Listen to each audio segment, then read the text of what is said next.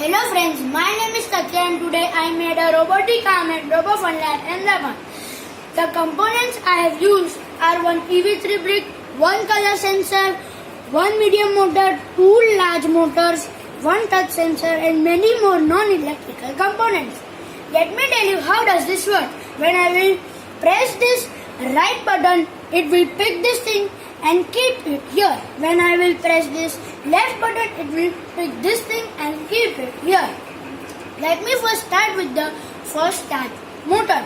This large motor helps the arm to go left and right, and this second large motor will help the arm to go up and down.